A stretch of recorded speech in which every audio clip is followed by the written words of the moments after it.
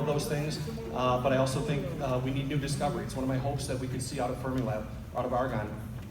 Hearing about some research that's coming out there that could be truly game-changing, that is clean energy, that doesn't have an impact on our environment. That's what I want to see happen. My fear is when government is picking winners and losers, when we're taking money away from research and putting it into applied, I just think the market is much better at doing that than government is. So, I'll continue to vote that way. That's the way that I see it. And I think the best thing for our future is for our scientists to create that next new discovery that's going to be clean and safe and cheap. Thank you. The next question is relevant here. Please stop. President's budget blueprint contains a proposed 17% cut to the Office of Science. Fermilab is an economic engine in the district, employing 1,800 people and bringing thousands more to this area every year. How will you fight to protect funding for Fermilab and the jobs and economic contributions it makes to the 14th district? Well, I'm absolutely opposed to that. We've already voiced it, that I'm opposed to what the president's proposal was. I think it's a mistake. We've already written a letter to our appropriators. The thing you have to remember is a president doesn't make budgets, a president proposes budget. President Obama would present budgets. His budgets sometimes were voted on in the House. There were times where they got zero. We're on Trump now. Same here. I'm saying the same thing, that ultimately we're going to work on budgets, we're going to pass appropriations. I'm going to do everything I can to continue to fight for our laboratories. I'm co-chairman and founder of the National Science and Laboratories Caucus. Every chance I get, I'm talking about what we're doing in our laboratories, how important they are. I'm also co-chairman of the STEM Caucus, STEM Education. Worked with my co-chairman Dan Lipinski, and my co-chairman of the National Laboratories Caucus is Ben Ray Lujan from New Mexico. But a wonderful group of bipartisan folks coming together, Republicans, Democrats, saying our laboratories are really important. And I get down to what I see as so important is, are we going to have our best and brightest, smartest young people being interested in going into science? The only way they're going to do that is if they see that there's a future here for them to have groundbreaking research and discovery. Our laboratories are a key part of that. Fermilab, they estimate 39,000 kids from K to 12, 12th grade, kindergarten through 12th grade, 39,000 are touched every single year by Fermilab, either by physicists that are going out, by teachers who are coming in, by programs that are going out. That's unbelievable. And then you tie in what it's doing with University of Chicago and the great impact that it has there, University of Illinois and all that's happening there, Northwestern. Our universities are benefiting because they're, as postdocs, able to come and be a part of research right away that literally could change the world. Quickly, one thing I'm really excited about and I'm working on is this long-base neutrino, some of the work that's happening with the Dune deep underground neutrino experiments. Neutrinos are so interesting, so exciting, so little that we know about these things, and yet we are at the forefront. We've got the right people at the right place to create the beam at Fermilab, and the perfect location for that to be shot through the Earth, that neutrino beam, and be received is in South Dakota. There's a former gold mine out there, Homestakes gold mine, that's been closed for a while. Now it's in Leeds, South Dakota, and they've got the Sanford underground mine out there. It's a phenomenal project that I believe is Nobel Prize worthy. I think we're going to see things come out of this. That's a joke. It's going to be earth-shattering. We blew it. Our leadership blew it. I got 30 seconds left. Our leadership blew it a few years ago. We had the chance to have a superconducting super collider here in Illinois. We didn't have it. It didn't happen there. It's over in CERN. They've done amazing things there. Now we have to make sure we're still doing some world-leading science here in America. This is one of those things. Okay, and on the budget, and we know it is proposed, but we have a kind of a quick yes/no on, please answer yes or no. Would you favor cuts to the following? And if you just answer yes or no, that would be helpful. Coast Guard? No. National Institutes of Health? No. National Endowment for the Arts? No. PBS Public Broadcasting? No. EPA? Cuts? No. I don't want increases, but I think we ought to. Okay. State Department budget? No. National Parks?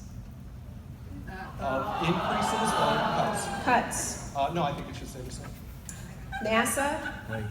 He's changed. Libraries and museums? No. Okay, thank you.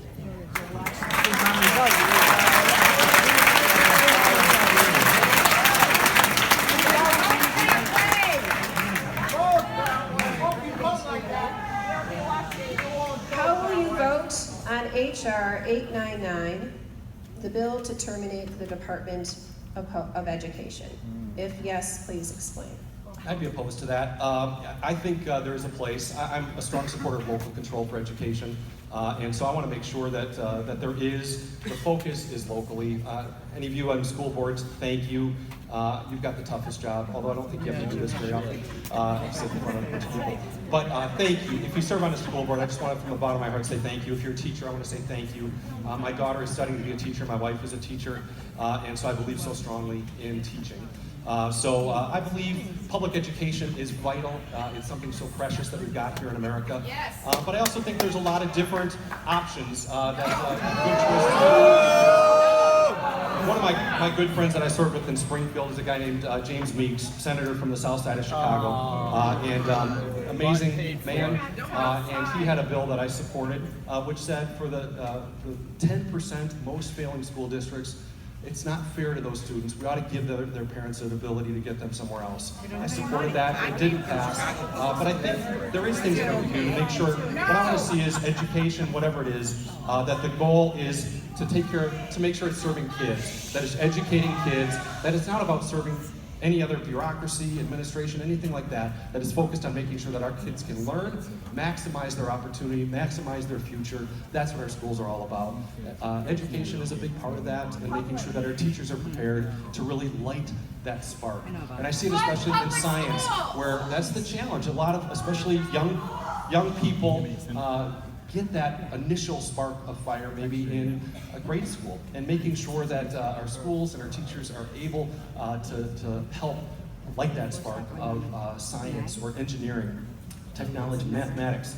And that is going to be the future for us. So very supportive of our public schools. Want to make sure that they're doing the best that they can with the resources that they've got. But also very supportive of Catholic schools, some of the great work that they're doing, serving in areas, very supportive of other choices that people have. So I think each child learns differently, and choice, again, what I hear is good. So, as a follow-up, we would support a national voucher system. No. I don't even know what you're talking about with that. But It's been proposed by our education secretary. well, What steps will you take? Here's what I would support. I did say, this one in Illinois I did support. I was a co-sponsor of it for the greatest failing. I think there has to be some recognition when a school district is failing, when kids are being thrown away, when you can look at the zip code of where a kid is from and determine if they can get a decent education or not. That's not right. And we've got to dig in and figure out how inequality. we get these schools working again.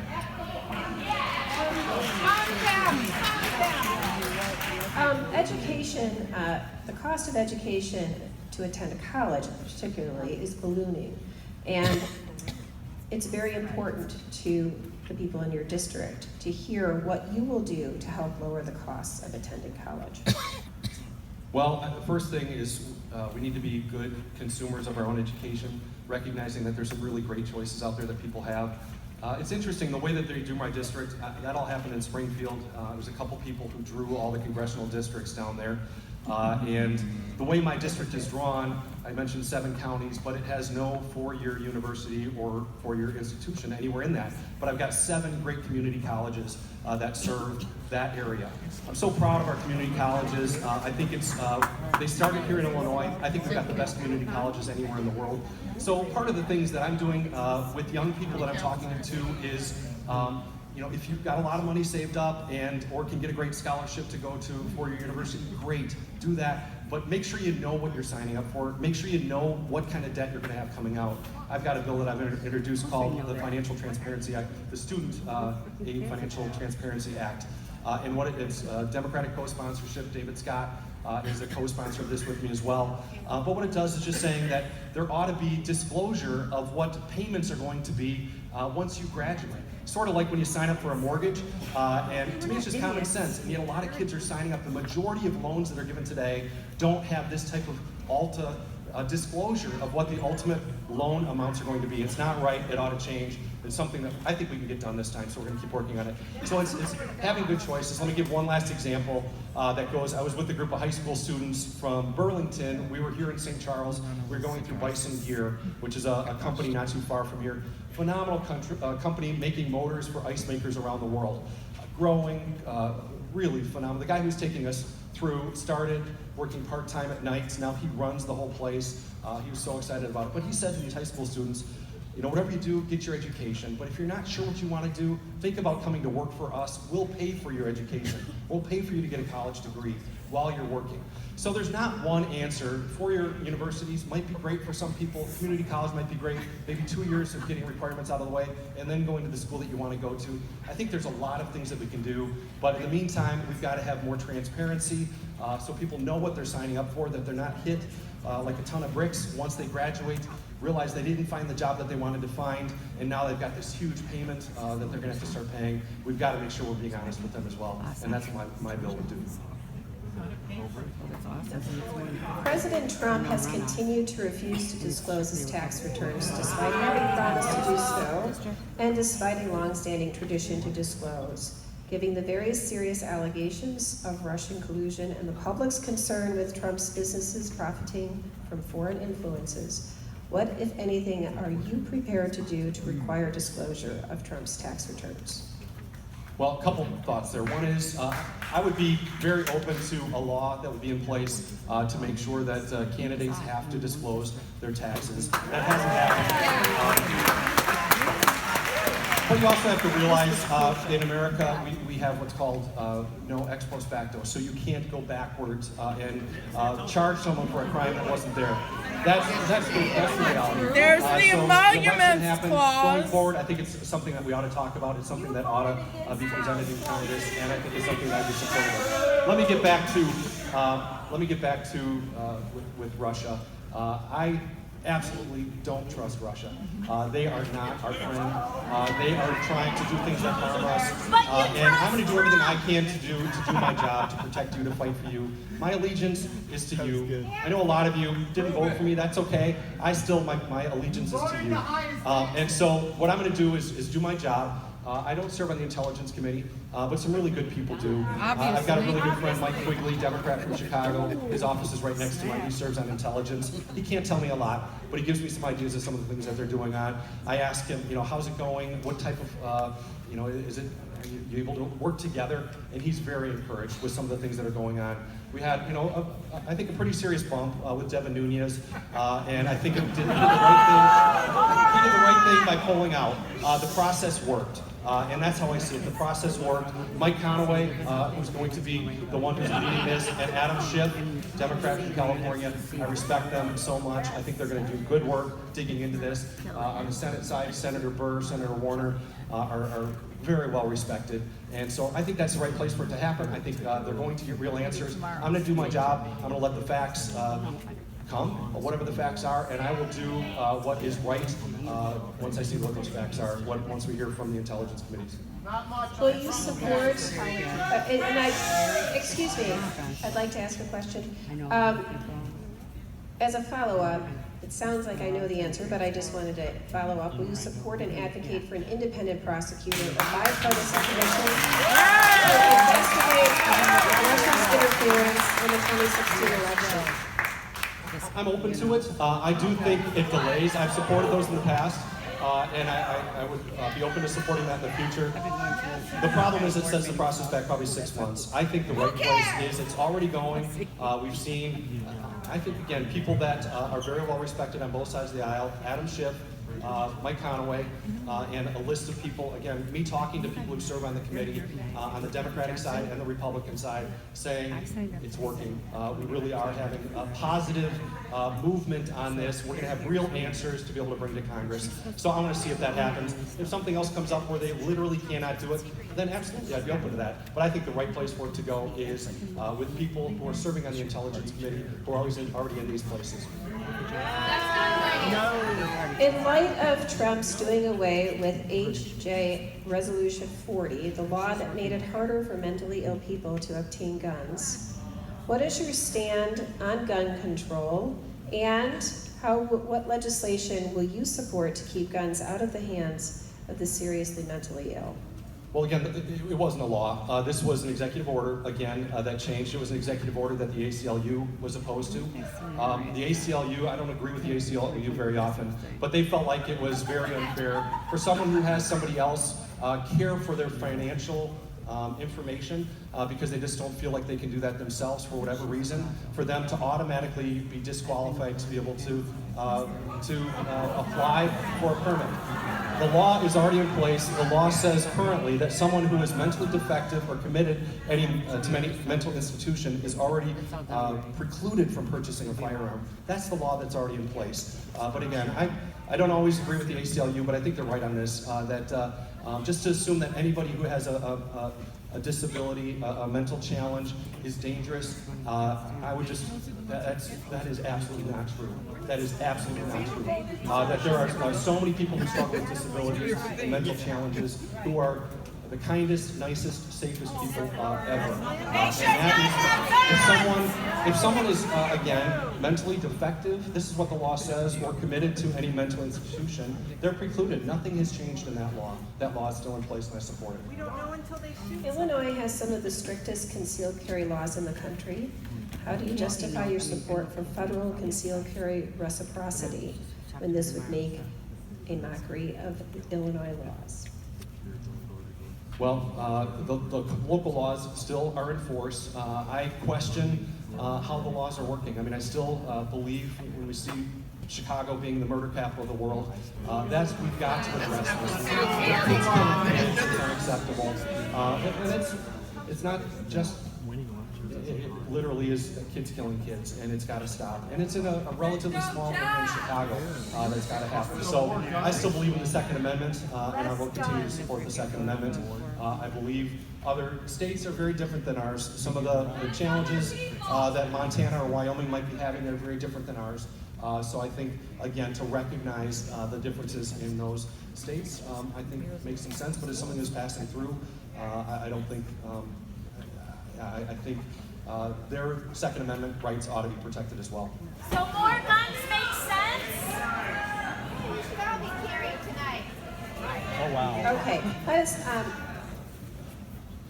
there's one more question that I'd like to get to on this issue. Why did you vote yes to repeal the SSA to submit information to the National Background Check System? What was the bill number on that? Or? Why did you vote to repeal the SSA to submit information to the National Background Check System? Well, Money. So no, I think absolutely. Money. I support the Second Amendment. I think this goes, and you know, one of the issues that we hear a lot about is terrorists getting access to guns. Who gets on? I want to make sure again that there's a judicial process, not a bureaucratic process. I support judges making those determinations, especially when it's taking away someone's Second Amendment rights. Absolutely, there's times where it should happen, but there's also times where bureaucracy. A friend of mine, very liberal, but Democrat John Lewis, for a while was on the no-fly list. I mean, that's ridiculous. Again, it's not an accurate list to use for that type of information. Courts ought to be a part of that. If we've got information why someone shouldn't have the ability to have a constitutional right, we should be able to go to court and prove it, and make a judge make that determination, not a bureaucrat. So what, after they shoot someone, we have to go to court? Thank you. Money. Aside from a future law requiring future presidential candidates to disclose their tax returns, what will you do to require President Trump to disclose his tax returns?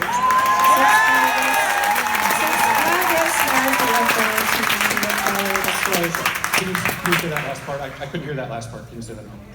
Since Congress has authority to require disclosure, what will you do to That's require absolutely President not true. Trump? Congress does not have authority to. This is not the law. This was something that was a part of the election. People knew he had to disclose it.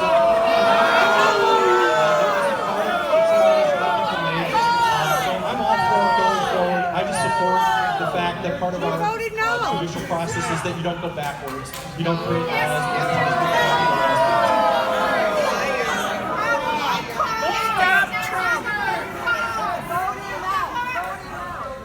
What will you do? And we're going to move on to another topic. I think we've gotten our answer.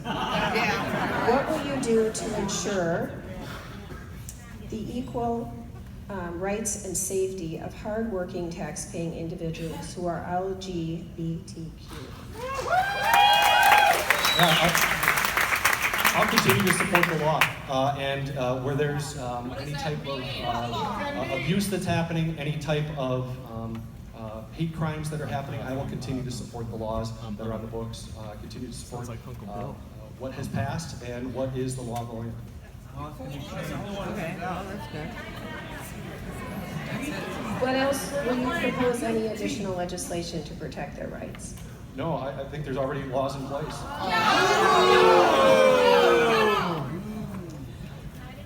We'll switch gears again. Do you support a preemptive strike against North Korea? If so, do you believe that Congress first needs to approve? Well, I don't, but again, I don't have all the information, so I don't support that. I absolutely do believe Congress ought to be a part of something like that, and I support